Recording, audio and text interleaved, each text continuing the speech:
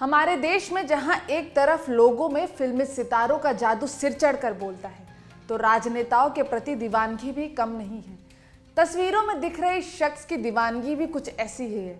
जनाब ने ज्योतिरादित्य सिंधिया की स्वामी भक्ति में जूते चप्पल तक त्याग दिए हैं और बदन पर शर्ट पहनना भी छोड़ दिया है। बिना चप्पल और शर्ट के ज्योतिरादित्य सिंधिया का यह भक्त कहीं भी घूमता दिख जाता है।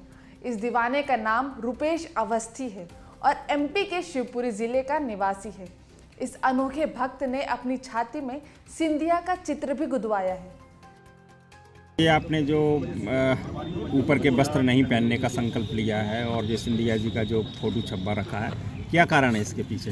ये तो मैंने करीब 7-8 साल पहले बनवाया था, लेकिन 2019 के चुनाव में महाराज साहब ने जो नामांकन जब दाखिल किया था तो मैंने महाराज की विजय तक के लिए शर्ट और चप्पल दोनों छोड़ रखे थे।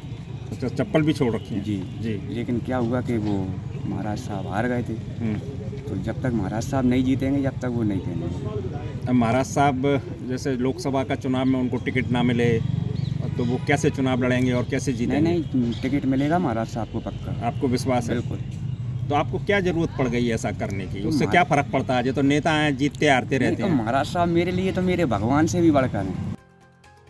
दरअसल 2019 के लोकसभा चुनाव में सिंधिया की हार के बाद रुपेश अवस्थी काफी दुखी हो गए थे।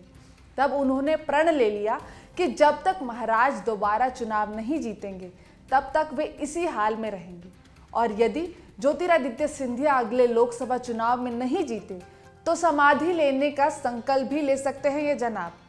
उसे विश्वास है कि सिंधिया को 2024 में टिकट मिलेगा।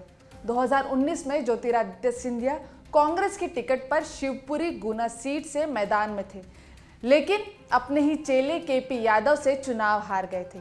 केपी यादव ने बीजेपी से चुनाव लड़ते हुए ज्योतिरादित्य सिंधिया को मात दे दिया था। खैर, सिंधिया अब खुद बीजेपी में है। अब वो जीवन महाराज के लिए समर्पित है, हमेशा तक के लिए। तो अच्छा, तो लेकिन महाराज का इससे क्या हल हो रहा है? मतलब उनको क्या लाभ हो रहा है? तो मैं तो महाराज साहब को पसंद करता हूँ। मेरी तरह ऐसे बहुत से युवा हैं जो महाराज साहब को इतना पसंद करते हैं, जो महाराज साहब उनके दिल में ही रहते हैं। कभी आपकी महाराज साहब से मुलाकात हुई है? उन्होंने कई बार होती क्या है। कहा उन्होंने? महाराज साहब का कार्यक्रम होता है मैं वहाँ जाता हूँ। अब क्या है, चुनाव आने वाला है, फिर महाराज साहब जीत जाएंगे। बस महाराज साहब की हाथ से ही पहनना है। आपको उम्मीद है जीत जाएंगे? बिल्कुल। यदि वह नहीं जीते तो?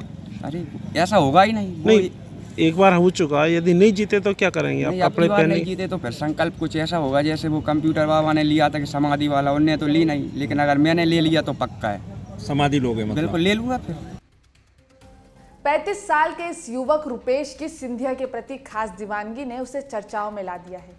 अब इसे इंतजार है कि महाराज दोबारा चुनाव जीते और उसे अपने हाथों से चप्पल और शर्ट पहनाएं। एक बात तो तय है कि सिंधिया को भी अपने इस खास दीवाने से लगाव जरूर होगा। ऐसे ही अजब गजब चुनावी कहानियों के लिए चुनाव आज तक चैनल जरूर सब्सक्राइब करें।